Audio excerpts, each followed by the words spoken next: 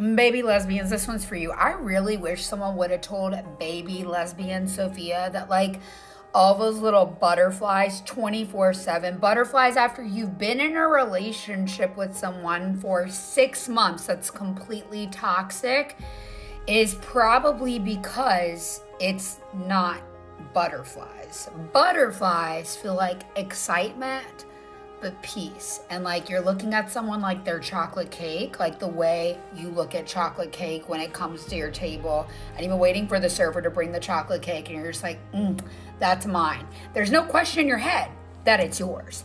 It's like, that's mine. I will eat it up. But there's no question of like, how could I get the server to make sure the server brings it to my table? Oh my God, he might bring it to another table. Someone else might eat my chocolate cake.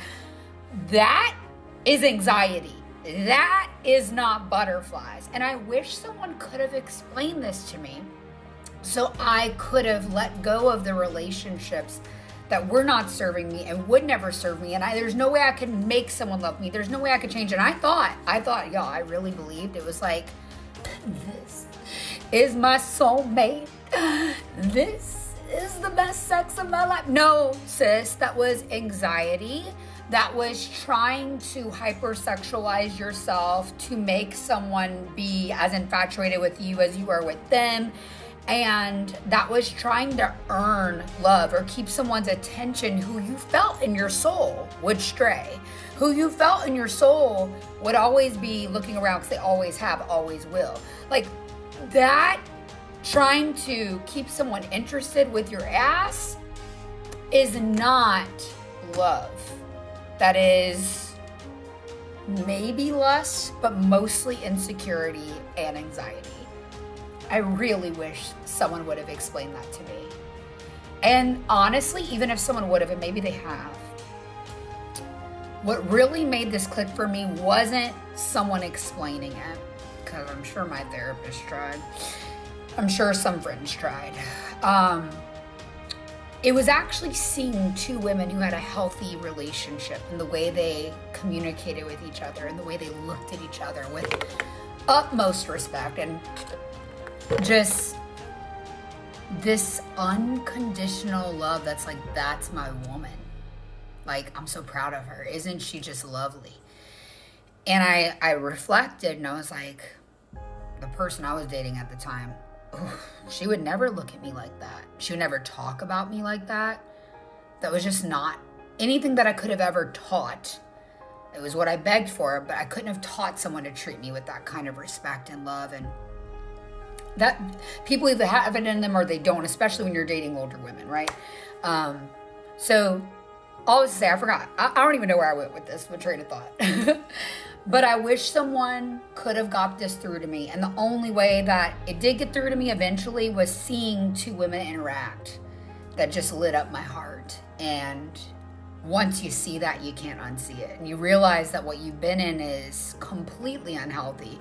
And then at that point, you get to decide, right? You get to decide if you're going to, my hair's stuck in here.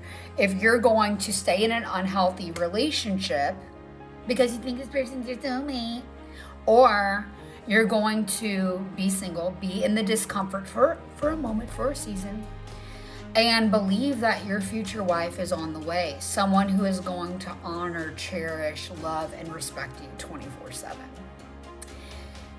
And if you're ready for that, I invite you to listen to my podcast. It's absolutely free. It's called Queer Women Rising. And I share the stories of women who have had these beautiful experiences, because what changed me wasn't someone telling me, that ain't it, Sophia.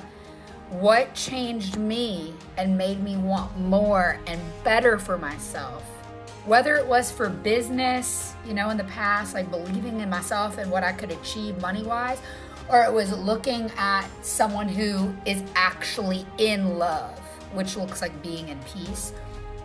It wasn't someone telling me. It was seeing an example of what it could be, the possibilities. As Glennon Doyle says, living from a place of imagination rather than indoctrination. Being able to see and being able to focus on what I could see in my mind as a possibility for me. as queer women, I dare to say we don't have examples. It's not that they don't exist. It's that a lot of feminine women aren't as easily noticeable as lesbians in the wild. So we may not have these examples to look towards. And that's why I live my life so open and proud and loud and all the things, because if I would have seen these examples sooner, one, I would have realized I was gay a lot younger. Two, I would have realized what's right for a healthy relationship, because I would have been looking up to queer women in healthy relationships and not glamorizing the bullshit of a longing for someone who doesn't even value you, who doesn't even meet you emotionally, intellectually, spiritually. It's just a new level. When you hit dare I say, level unfuckwithable energy where you know your value and you know confidently that your future wife is on the way, because you're putting yourself in places and in peace in your life where it's inevitable for that energy to be attracted to you and match with you, because we attract what we are. So when you decide enough is enough with the bullshit, that's when your future partner is going to align with you, and that's when you have the ability to meet. And that's my 2 cents of the day as your femme lesbian auntie, just trying to help you level up in life and love. If you enjoy this talk, you're gonna love listening to Queer Women Rising. That's my podcast. I also got really frustrated with dating platforms because I'm a monogamous woman and I want to have somewhat of a traditional life just with a woman. I want forever. I might want to have a family, I might want to have a child. So I couldn't really find that on traditional dating apps. There's just a lot of swiping, bullshit, people not really wanting to settle down, looking for a woman who wants to settle down. And so I created the dating platform, the Queer Country Club, which is elite.